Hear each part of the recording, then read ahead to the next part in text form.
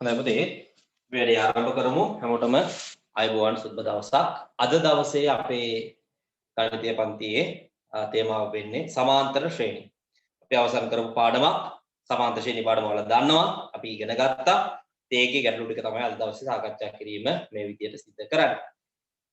ඉතින් පුතේ ආරම්භයේදී මතක් කරනවා පන්ති සඳහා දිගින් දිගටම දැන් සහභාගී වෙන්න පහුගිය දින දෙකක් මට පන්ති කරගන්න ඔයාලට හැකියාවක් තිබෙන්නේ නැහැ මොකද පෞද්ගලික කාරණාවක් මත මට වෙන කරන්න දෙයක් නැති අවස්ථාවක පන්ති දෙක මගහැරුණා මම ඒ දෙක ඔයාලට මගහැරෙන්න දෙන්නේ නැහැ ඉදිරියේදී මම ඒකට අවශ්‍ය පියවර අනුගමනය කරනවා කියන්නේ ඔයාලට ඒක කවර් කරන ඉතින් මම ඔයාලට ඉදිරියට දැනුවත් කිරීම කරන්නම් අමතර දවස් කිහිපයක් දාලා ඊට පස්සේ මේ වෙනකොට මුල ඉඳලා අපේ ටයිම් ටේබල් එක බලන්න. ඒ ටයිම් ටේබල් එකේ මම දැන් ටික් එකක් දාලා ඇති මේ වෙනකොට අපි අවසන් කරලා තියෙන පාඩම් ටික.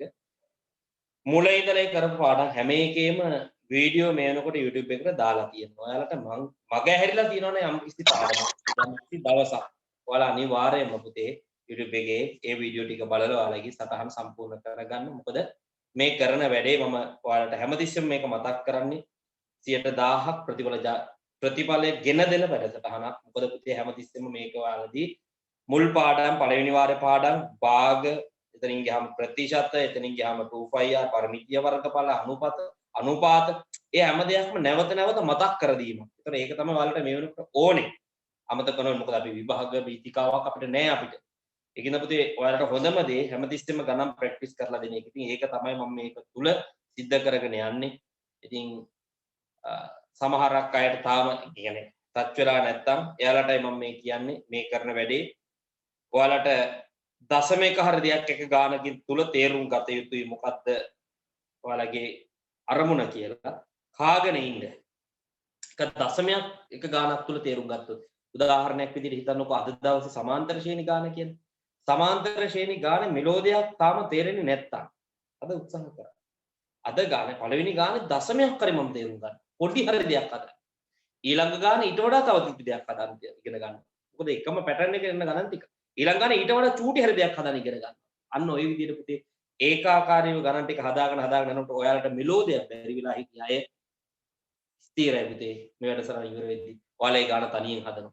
ඒ කියන්නේ මේක මේ සුටුස් ගාලා දැන් මේ ගැහුව ගමන් අනිත් පැත්තට පුළුවන් වෙන වැඩක් නෙමෙයි. මම ඒක හැමතිස්සෙම කියන්නේ මේක ටිකෙන් ටික ක්‍රමානුකූලව පුතේ ඔයාලගේ ඔළුවට වැටෙන්න ඕන වැඩක්. ඒකින්ද පුතේ එකතු වෙලා වැඩ ටික හරියට මගෙත් එක කරගෙන යමු. අපි ඉස්සල්ලාම යමු අද දවසේට නියමිත වැඩ කොටස වයඹ පළාත් පේපර් 1 7 වෙනි ප්‍රශ්නය. ප්‍රශ්න අංක 7. සමාන්තර ශ්‍රේණි. සාමාන්‍ය පෙළ විභාග බොහෝ විට ලකුණු 10ක් තනිකරම ලබා දෙනවා. සමහර විට දැන් මේ මෑත කාලේ නම් 11 වසරේ තියෙනවා ගුණෝත්තර ශ්‍රේණි කියලා මෙයාගේ අයියා සමාන්තර ශ්‍රේණි වල අයියා අනිත් පැත්ත එයත් එක්ක එකතු වෙලා තමයි ගොඩක් දුරට මේ මෑත කරන පේපර් වල ගන්න ආවේ. අවුරුදු 2-3ක් ඉඳලා. හැබැයි ඊට කලින් පේපර් හැම එකේම ගොඩක් පේපර් වල සමාන්තර ශ්‍රේණි ලකුණු 10ක්ම වෙන් වෙනවා. හරි? අපි බලමු. විද්‍යාගාරයක රසායනික ද්‍රව්‍ය අඩංගු බෝතල් රාක්කයක අතුරා තිබුණේ පහත් සඳහන් ආකාරයෙන්. පළමු පේලිය බෝතල් A දෙවෙනි පේලිය බෝතල් 6යි තුන්වෙනි පේලිය 7යි හතරවෙනි පේලිය බෝතල් 8යි. මෙතන රටාව මම ලියන්නම් ඒකේ රටාව A 6යි 7යි 8යි මේක තමයි රටාව. අසුර ඇති බෝතල් රටාව නිරීක්ෂණයෙන් ඒහි අගේ ලියන්න. මේක රටාව බලලා ඒ ලියහල්ලා කියලා කියන්නේ මොනවද? රටාව බලලා ඒ ලියන්න බැරි කමක් නැහැ. මේකේ සමහර අවස්ථා තියෙනවා මෙන්න මේ වගේ දේකුත්. මොකද මේ සමාන්තර ශ්‍රේණිය වලගේ තුන්වෙනි වාරේ පාඩමක් නේ. third term එකේ පාඩම. එතකොට මෙතන මේ අපි හදන්නේ second term papers ටික. එතකොට පොඩ්ඩක් මේක 9 වසරේ සංඛ්‍යා රටා පාඩමට බර වෙච්ච ගණන් ටික. මම ඒ ටික තමයි ඔයාලට මේ TN සූත්‍රයෙන් හදවන්න පුරුදු කරවන්නේ. ඈ මතක තියාගන්න. right මෙන්න මේ තියෙන රටාවට අනුව අපිට කියන අසුරායති බෝතල් රටාව නිරීක්ෂණය ඒහි අගේ සොයන්න කියලා. මේ පළවෙනි පදේ හොයන්න කියලා. මම මේක මෙහෙම හදවනවා. බලන් ඉන්න. ඔයාලට මම මේක මෙහෙම හදවනවා. මේක බලලා ඒ ලියන්න නෙමෙයි මම හදවන්නේ. මම මේ කියන විදිහට. මේ සංඛ්‍යා රටාව සමාන්තර ශ්‍රේණියක්. මේ සමාන්තර ශ්‍රේණියේ පළවෙනි පදේ හොයා ගන්න ඕනේ. ඔන්න බලන්න මම මේක හදවන්නේ. ඉස්සලාම මේක පොදු අන්තරය හොයාගන්න d ගියාගේ කොහොමද පොදු අන්තරය ගන්න d ගියාගේ ගන්න කොහොමද එක ළඟ තියෙන පද දෙකක් තෝරගෙන පසු පදයෙන් පෙර පදේ අඩු කරනවා 7ෙන් අඩු කරනවා පුතේ 6ක් උත්තරේ කීයද 1යි පැහැදිලිනේ ඕනේ දෙකට තේරෙනවා මේක එකින් එකට වැඩි වී යනවා එහෙනම් මේක පොදු අන්තරය කීයද 1යි දැන් මම මොකද දන්නවද කරන්නේ tn සූත්‍රය ලියනවා tn සමානයි a ධන n ඍණ එක වතාවක් d ලියලා මම මේකේ දෙවෙනි පදයේ අර්ථ දක්වනවා දෙවෙනි පදයේ කියන්නේ දෙවෙනි පදේ කියන්නේ t2 මම අර්ථ දක්වනවා t2 සමානයි a පළමු පදේ අපි තාම දන්නේ නැහැ ධන n කියන්නේ දෙවෙනි පදයේ හින්දා 2යි ඍණ එක වතාවක් d කියන්නේ පොදු අන්තරය අපි දන්නවා 1යි කොහොම හරි මේ ටික සුළු කරාම මේ සංඛ්‍යා රටාවේ දෙවෙනි පදේ අපිට ලැබෙන්න ඕනේ කීය කියලා 6යි මේක සමාන වෙනවා 6කට දැන් මම මේක සුළු කරනවා a ධන පුතේ දෙකෙන් එකක් ගියාම 1යි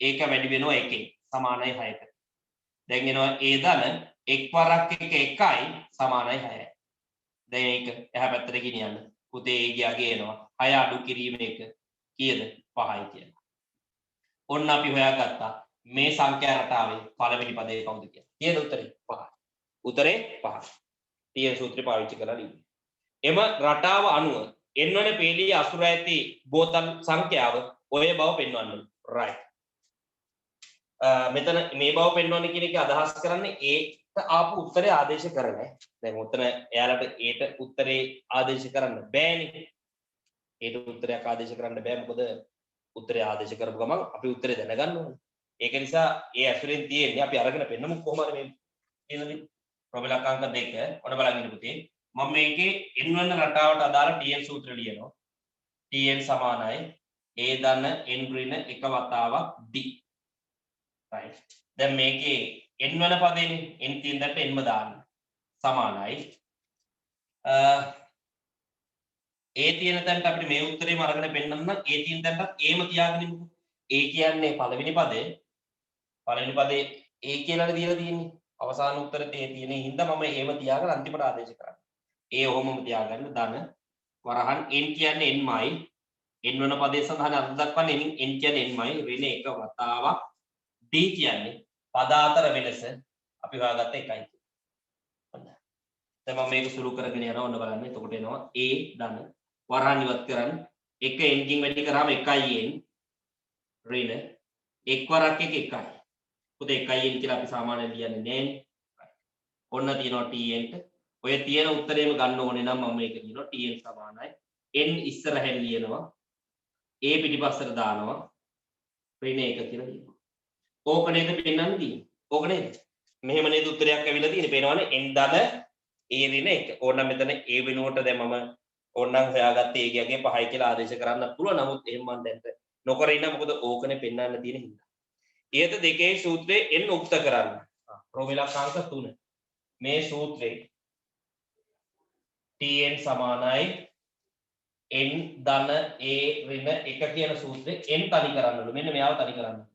ඒ n තනි කරගන්න නම් මේ දෙන්නව එහා පැත්තට දාන්න ඕනේ. එතකොට මට එනවා tn ධන a එහා පැත්තට දැම්මම ඍණ a මේ ඍණ 1 එහා පැත්තට දැම්මම ධන 1 සමානයි. ඔන්න nව තනි කරගන්නවා. nව තනි කරගන්න නම් එයාත් එක්කින අනිත් සෑම පදයක්ම එහා පැත්තට දාන්න ඕනේ. ධන a එහා පැත්තට දැම්ම සමාන ලකුණ එහා පැත්තට යද්දී ලකුණ මාරු වෙලා ඍණ a බවට පත් වෙනවා. මේ ඍණ 1 එහා පැත්තට දැම්ම ඍණ 1 සමාන ලකුණ එහා පැත්තට ගියාම ලකුණ මාරු වෙලා ධන 1ක් බවට සමානයි nව උක්ත කරා. අවසාන පේළියේ අසුර ඇති බෝතල් සංඛ්‍යාව 13ක් නම් ඉහත සූත්‍රයේ භාවිතයෙන් රාක්කේ බෝතල් අසුර ඇති පේළි ගණන සොයන්න. ප්‍රෝමිලක අංක 4. මම මෙතනත් මම කියන්නේ මේක අපේ tn සූත්‍රයට අදාළ කරගෙන ගාන හදනවා. පුතේ මේ විදිහට මේ රාක්‍ය අන්තිම පේළියේ අවසාන පේළියේ හොඳේ අවසාන පේළියේ බෝතල් 13ක් තියෙනවා. අන්තිම පේළියේ බෝතල් 13ක් තියෙනවා. එහෙනම් අපෙන් අහනවා මේ රාක්කේ තියෙන මේකේ තියෙන පේලි ගාන කීයද? දැන් මම ඔයාලකින් අහන ප්‍රශ්නයක්. මේකේ උත්තරේ A ගේ උත්තරේ 5යි මම කියන්නේ අහන්න. ඒකේ උත්තරේ 5යි. බෝතල් 5ක් තියෙන කීවෙනි පේලියද? පළවෙනි පේලිය. බෝතල් 6ක් තියෙන කීවෙනි පේලියද? දෙවෙනි පේලිය. බෝතල් 7ක් තියෙන කීවෙනි පේලියද? තුන්වෙනි පේලිය. බෝතල් 8ක් තියෙන කීවෙනි පේලියද? හතරවෙනි පේලිය. ඒ වගේ අපෙන් අහන්නේ බෝතල් 13ක් තියෙන්නේ කීවෙනි පේලියද? අන්න ඒ පේලිය තමයිලු අන්තිම පේලිය. අපෙන් අහනවා එහෙනම් මේකේ රාක්කේ පේලි කීයක් තියෙනවද කියලා. අපි හොයා ගන්න ඕනේ. බෝතල් 13ක් තියෙන්නේ මේ රාක්කේ කීවෙනි පේලියද කියලා. මම හදනවා මෙන්න මේ විදිහට. TN සූත්‍ර ලියනවා. TN සමානයි A ධන n ඍණ එක වතාවක්. මේකේ TN වෙනුවට ඔය දීලා තියෙන උත්තරේ ආදේශ කරනවා 13යි කියලා. සමානයි. A කියන්නේ පළමු පදය. අපි ඒකගේ දන්නවා 5යි. දැන් අපි ඒ දන්නවා 5යි. ධන n දන්නේ නැහැ. මොකද අපි හොයාගන්න යන්නේ n කියන්නේ කීවෙනි පේලියද කියලා. කීවෙනි පදේ. 13 කියන්නේ කීවෙනි පදේද කියලා අපි හොයන්නේ. අපි හොයන්නේ n එතකොට. ඍණ එක වතාවක් d කියන්නේ පද අතර වෙනස පුතේ. දැන් අපි සුළු කරමු. 13 සමානයි 5. ධන වරහන් ඉවත් කරන්නේ 1 n කින් වැඩි කරාම 1යි එන්නේ. ඍණ එක් වරක් එක 1යි. බලන්න තාමත් 13 සමානයි. මම 1යි n ඉස්සරහට ගන්නවා. අතරම 1යි n කියලා ලියන්න අවශ්‍ය නැහැ. n ම තමයි 1යි n කියන්නේ. 5න් එකක් අඩු කරාම 4යි. දැන් මම මේ ධන 4 සමානලක්ෂණය එහා පැත්තට යවනවා. උඩන 13. ධන 4 එහා පැත්තට යවුවාම ඍණ 4 බවට පත් වෙනවා සමානයි. ඉතින් 13 4ක් අඩු කරාම උත්තරේ 9යි. දැන් මට එනවා n සමානයි 9යි. එහෙනම් 13ක් බෝතල් 13ක් තියෙන්නේ කීවෙනි පේලියද? 9 වෙනි පේලිය. ඒ කියන්නේ මේ රාක්කය ඇතුලේ සමස්ත පේලි කීයක් තියෙනවද?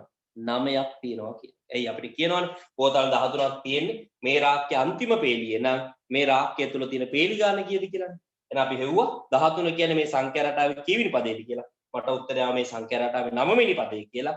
මෙතන පදේ කියන එක අර්ථ දක්වන්නේ හඳුන්වන්නේ මේ ගානේ හැටියට පේලිය කියලානේ. අපිට පදේ කියලා කියන්නේ නැහැනේ පේලිය කියලා නෙවෙයි. ඒ පදේ කියන එකට මේ ගානේ අර්ථ කතා කරන්නේ පේලිය නම. පදේ කියන එක මේ ගානේ කියන්නේ පේලිය කියලා. මේ පළවෙනි පදේනේ. හැබැයි මේ ගානේ කිව්වේ මේ පළවෙනි පේලියේ තියෙන බෝතල් ගාන. දෙවෙනි පේලියේ තියෙන බෝතල් ගාන. තුන්වෙනි පේලියේ තියෙන බෝතල් ගාන. හතරවෙනි පේලියේ තියෙන බෝතල් ගාන කියලා. පදේ කියන එක තමයි පේලිය කියන එකෙන් හැදෙන්නේ. එහෙනම් මෙතන අපිට උත්තරය ආව n කියන්නේ 9යි කියලා. ඒ කියන්නේ බෝතල් 13ක් තියෙන්නේ මේ සංඛ්‍යා රටාවේ කීවෙනියටද? 9 වෙනියට. ඒ කියන්නේ 9 වෙනි පේලිය. ඒ කියන්නේ මේ රාක්කය තුල බෝතල් පේලි කීයක් තියෙනවද කියලා? 9ක් තියෙනවා. ඔන්න ඔහොමයි පුතේ. ඒ ගානට අදාළ උත්තර ටික එන්නේ සටහන් කරගන්න. ලියා ගන්න.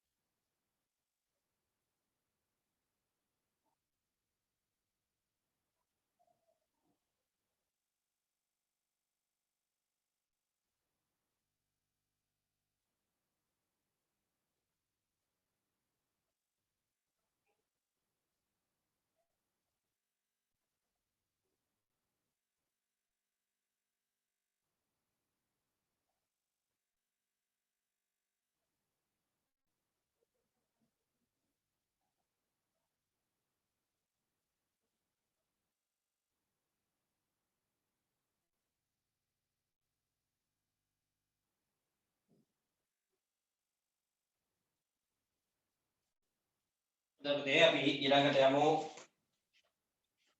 දකුණු පළාත් පේපර් එකේ 7 වෙනි ගාන. දකුණු පළාත් පේපර් එකේ 7 වෙනි ගාන. සමාන්තර ශ්‍රේණි.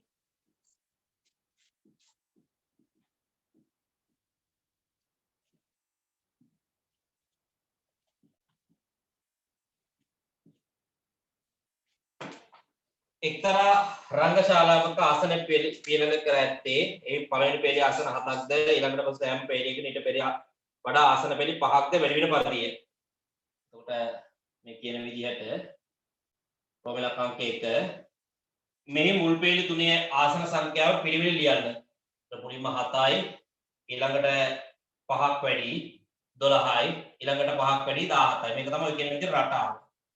හරිද? ප්‍රෝමෙලකාංක 2 මේ පොදු අන්තරය සොයන්න. ඩීග්යාගේ හොයන්න. කොහොමද පොදු අන්තරය ගන්න? එක ළඟ තියෙන පද දෙකක් තෝරගෙන පසුපදයෙන් පෙරපදය අඩු කරනවා. පසුපදයේ 12න් මම අඩු කරනවා පෙරපදයේ 7ක් 12න් 7ක් අඩු කරාම උත්තරේ 5යි. පොදු අන්තරය 5යි. මෙම රටාවේ n වන පේළියේ ඇති ආසන සංඛ්‍යාව සාධාරණ පදේ tn සූත්‍රය ලියලා n වෙනි පේළියේ තියෙන ආසන සංඛ්‍යාව හොයමු. මම tn සූත්‍රය ලියනවා. tn සමානයි a ධන n ඍණ එක වතාවක් d. n වන පේළියේ තියෙන ආසන ගාන tn සමානයි a කියන්නේ පළවෙනි පදයේ පුතේ 7යි. ධන n කියන්නේ nම තමයි. ඍණ එක වතාවක් d කියන්නේ පද අතර වෙනස 5යි. එතම මේක සුළු කරනවා tn සූත්‍රය සමානයි 7 ධන වරහන් ඉවත් කරමුද? මේ 5 n කින් වැඩි කරාම 5යි n වෙනවා. ඍණ මේ 5 1කින් වැඩි කරාම 5ක් වෙනවා. දැන් මට එනවා tn සූත්‍රය සමානයි මේ 5යි n පුතේ කෙලින්ම ඉස්සරහට එනවා. 7න් 5ක් අනු කරන්න උත්තරේ දෙක. ඔන්න තියෙනවා. n වන පේළියේ තියෙන ආසන සංඛ්‍යාව මේ තියෙන tn සූත්‍රය. ඒ n වෙනුවට ආදේශ කරන්න බෑ. n වෙන පේළිය ලියන්න පදයක් කියලා නෑ. ඒ කියන්නේ n කියන්නේ nමයි. සුළු කරාම ඔන්න උත්තරේ tn සූත්‍රය. ඊළඟට ඉහත රංගශාලාවේ ආසන 127ක් ඇත්තේ කුමන පේළියකද? ප්‍රෝමෙලක් අංක 4. මොකක්ද කියන්නේ? 127ක් ඇත්තේ කීවෙනි පේළියද? අර ඉස්සලා හැදුවේ අන්තිම ගාන වගේ ප්‍රශ්නයක්. ඒ කියන්නේ 127 කියන්නේ කීවෙනි පදයේද කියලා හොයන්න තියෙන්නේ. මතකද මම ඔය tn සූත්‍රය උගන්වද්දී මෙයාගේ භාවිත වෙන ක්‍රම දෙකක් කියන්නේ. එකක් tn සූත්‍රයේ පදයක් හොයන්න පාවිච්චි කරන්න පුළුවන්. 10 වෙනි පදේ, 20 වෙනි පදේ, 60 වෙනි පදේ ආදී විදිහට පදයක් හොයන්න tn සූත්‍රය පාවිච්චි කරන්න. තව එකක් තියෙනවා tn සූත්‍රයේ භාවිතය. මොකද්ද? පදයක් දීලා එයා කීවෙනි පදේද කියලා හොයන්නත් අපිට tn සූත්‍රය පාවිච්චි කරන්න පුළුවන්. දැන් තියෙන මේ වගේ වැඩක්. 127 කියන්නේ කීවෙනි පදේද කියලා හොයන්න. නැතු 127 වෙනි පදේ නෙමෙයි. 127 කියන්නේ මේ සංඛ්‍යාවට කීවෙනි පදේද කියලා. බලන්න හදන්න. tn සූත්‍රය ලියනවා. tn සමානයි a ධන n ඍණ එක වතාවක්. මේකෙ පුතේ tn වෙනුවට 127 දාන්න. එන්නයි අපි හොයාගෙන යන 127 කියන්නේ කීවෙනි පදේද කියන එක හොයන්නේ. tn වෙනුවට දාන 127. සමානයි a කියන්නේ පළමු පදය 7යි. ධන n දන්නේ නැහැ අපි හොයාගෙන යනවා කවුද කියලා. ඍණ එක වතාවක් d කියන්නේ පද අතර වෙනස 5. පුතේ අපි සුළු කරමු. 127 සමානයි 7 ධන වරහන් ඉවත් කරන 5 n කින් වැඩි කරන් 5i n වෙනවා. ඊට පස්සරක් එක 5. දැන් 127 සමානයි 5i n ඉස්සරහට එනවා. මේ 7න් 5ක් අනු කරා උත්තරේ තියෙනවා. මෙහෙට දාන්න. එතකොට එනවා පුතේ 127 අඩු කිරීම 2 සමානයි 5යි. පුතේ 127න් දෙකක් ගියාම 125යි සමානයි 5යි. එතන පුතේ n හොයන්න ඕනේ 5යි කරන්න. මේ පැත්ත බෙදන්න 5න් එහා පැත්ත බෙදන්න 5න්. 5ට 5 කැපිලා යනවා. ඔන්න n ගියනවා 125 5න් බෙදුවම කියන්නේ 25යි. එහෙනම් n කියන්නේ උත්තරේ 25යි. ඒ කියන්නේ 127 කියලා කියන්නේ මේ සංඛ්‍යා රටාවේ කීවෙනි පදේ? 25 වෙනි පදේ කියලා. පැහැදිලි නේ? රයිට්. ඔන්න ඔහමයි පුතේ ඒ පේපර් එකේ ගානට අදාළ උත්තරේ සටහන් කරගන්න.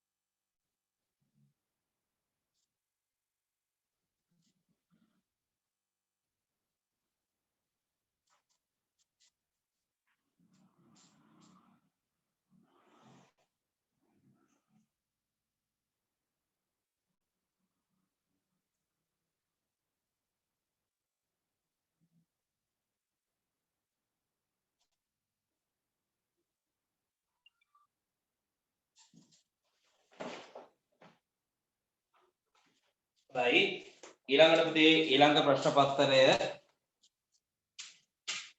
මධ්‍යම පළාත් පේපර් එකේ 7 වෙනි ගාන මධ්‍යම පළාත් පේපර් එකේ 7 වෙනි ගාන බලමු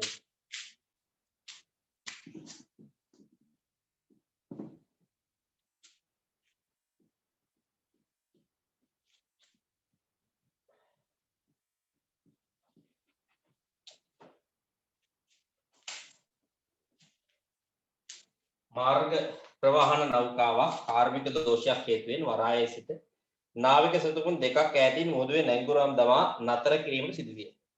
පළමු බෝට්ටු 30ක්ද දෙවෙනි බෝට්ටු 28ක්ද දෙවෙනි බෝට්ටු 26ක්ද ආදී වශයෙන් යොදාගෙන එහි සිටි මගීන් වරායට රැගෙනීමට කටයුතු කරන ලදී. ඒ වරාය කේස් නම් අපි දන්නවා නේද?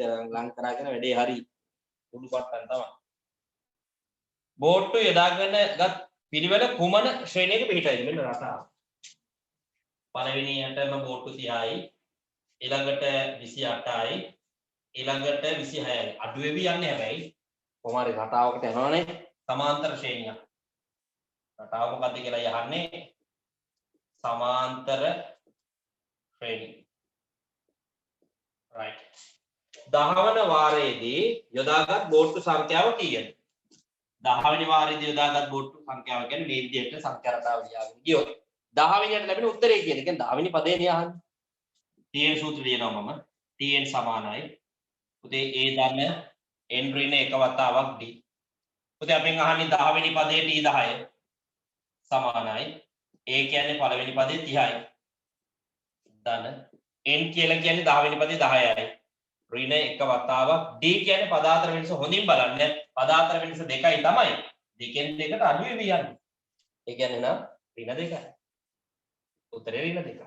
ඒ දෙකෙන් දෙකට අඩු වෙවි යන්නේ නම් පොදු අන්තරේ ඍණ දෙකක් වෙනවා d එකගේ ඍණ දෙකයි අපි දැන් මේක සුළු කරමු 30 ධන 10න් එකක් ගියාම පුතේ 9යි ඒක වැඩි වෙනවා එළියේ ඉන්න ඍණ දෙක සුළු කරමු අපි 30 9 වරක් 2 18යි ධනයි ඍණයි ඍණ බවට පත් වෙනවා පුතේ 30න් 18ක් අඩු කරාම උත්තරේ එනවා මට 22යි නෙමෙයි 12යි කියලා උත්තරේ මට එනවා 12යි කියලා 10 වෙනි පාර ගේන බෝට්ටු ගාන 12 10 වෙනි වතාවේ බෝට්ටු 12යි ගේ 10 වන වාරයේ අවසානයේ සියලුම මගීන් වරාය වෙත රැගෙන යාමට කටයුතු කරන ලදී.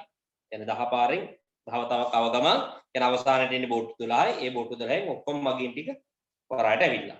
එක් බෝට්ටුවක මගීන් 10 දෙනා බැගින් රැගෙන ආවේ නම් නැවේ සිටි මුළු මගීන් ගණන 2000ට අඩු බව නිලධාරී ප්‍රකාශ කළේ. ඔහුගේ ප්‍රකාශයේ සත්‍ය බව අසත්‍ය බව හේතු සහිතව පවසන. පහදා දෙන්න. ඒ කියන්නේ එක බෝට්ටුවක මගීන් 10 ගාන ගෙන આવොත් මෙතනට ගොඩ බාන මගීන් ගාන 2000ට අඩුයි කියලා එතන ඉන්න නිලධාරියෙක් කියනවා. අපිට කියන එක ඇත්තද බොරුද කියලා. අපි බලමු. දැන් 10 වතාවක් බෝට්ටු එනවනේ. 10 වතාවකට ආපු මුළු බෝට්ටු ගාන ඉස්සලා මොන බලන්න හදන විදිහ. ප්‍රෝග්‍රෑම් අංක 3. මුළු බෝට්ටු ගාන හොයන SL සූත්‍රයෙන් ලියනවා. SL සූත්‍රය SL සමානයි. n බෙදීම 2 වතාවක් 2යි ධන n ඍණ එක වතාවක් b. දැන් අපි මේ හොයන්න යන්නේ 10 වතාවකට 10 පාරක් ඇවිල්ලා රෝඩ්. පළවෙනි පාර බෝට්ටු 30යි ඊළඟ පාර 28යි ඊට 26යි ඔහොමම 10 පාරක් බෝට්ටු ඇවිල්ලා 10 වතාවක් බෝට්ටු ආවන එතන ඇවිල්ලා තියෙන ඔක්කොම බෝට්ටු ගන්න කීයද කියලා හොයන්න යන්නේ. දැන් පද 10ක එකතු 10යි සමානයි. n කියන්නේ 10යි. පද 10ක එකතු. බෙදීම 2 වතාවක් 2යි a පළවෙනි පාර 30යි බෝට්ටු ගන්න. පළවෙනි පදේ 30යි. දැන් n කියන්නේ 10යි. ඍණ එක වතාවක් d කියන්නේ පදාතර වෙනස ඔයාලා දන්නවා දෙකෙන් දෙකට අඩු වෙවි යන්නේ එහෙනම් ඍණ දෙකයි. සුළු කරා. 10 දෙකෙන් බෙදුවම 5යි. 30ව දෙකක් 60යි. දාන්න. 10න් එකක් ගියාම පුතේ 9යි. එයා වැඩි වෙන්න ඕනේ අල්ලපු වැටේ ඉන්න ඍණ දෙක. හොඳ. මේනෝ 5 වතාවක් 60. 9 වරක් දෙක පුතේ 18යි. මේ ධන ලකුණයි ඍණ ලකුණයි වැඩි කරාම ධන ඇරින ඇරින වෙනවා. දැන් එනවා 5 වතාවක් 60න් 18ක් ගියාම පුතේ 42යි. 42 පහෙන් වැඩි කරාම දෙවරක් පාර 10 බිඳු දාන එකක් විතර 21යි. එහෙනම් බෝට්ටු 210ක් ඇවිල්ලා වරායට. 10 පාරකට ඇවිල්ලා මේ රටාවට යන බෝට්ටු 210ක් වරායට ඇවිල්ලා. ඒතර එක බෝට්ටුවකට මෙයාලා කියනවා 10 ගානේ ආවොත් වරායට එන ගාන 2000ට වඩා අඩුයි කියලා නිලධාරියෙක් කියනවා. අපි පැමිණි පිරිස හොයාගමු. එයාගේ හරිද වැරදිද කියලා හොයන්න. පැමිණි පිරිස සමානයි මේ 210 වැඩි කරන්නේ එක බෝට්ටුවකින් 10 ගානේ ආව 10. 210 වැඩි කරනවා කියන 10. ඒතර 210 හැමිලි කරා 2100යි. එහෙනම් ඔය තියෙන රටාවට මේ විදිහට බෝට්ටු 210ක ආවොත් 2100ක් වරායට එනවා. එක බෝට්ටුවකට 10 ගානේ ආවොත්. නිලධාරියා කියන්නේ 2000ට අඩු වෙයි කියලා. ඒතර හරිද එයාගේ ප්‍රකාශය? වැරදි. එහෙනම් අපිට කියන්නේ මොකද්ද? එයාගේ හරිද වැරදි කියලා නේ නිලධාරියක ප්‍රකාශය. ප්‍රමාණ ලියනවා මෙන්න මෙහෙම 2100 විශාලයි 2000ට වඩා. එම නිසා නිලධාරියාගේ ප්‍රකාශය මොකද පුතේ අසත්‍යයක් වෙනවා. නිලධාරියාගේ ප්‍රකාශය අසත්‍යයි කියන්නේ. ඔන්න ඔහමයි පුතේ ඒ ගානට උත්තර ටික ලබන්න. ලස්සනට ලියන්න.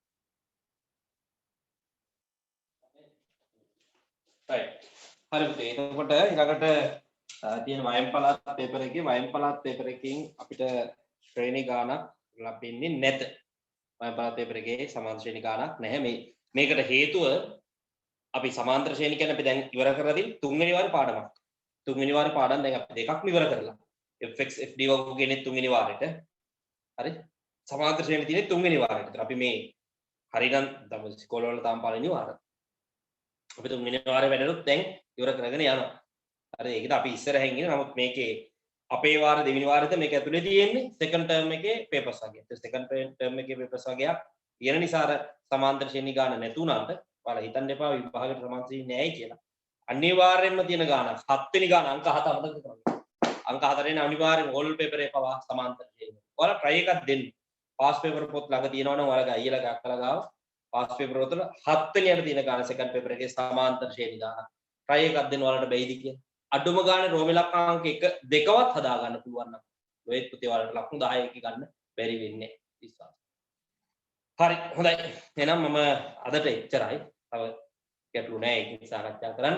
අදට මම මෙතනින් ගණන් පන්ති අපේ අවසන් කරන්න. ඊළඟ දවසේ අපි ඉක්මනින්ම හමු වෙමු.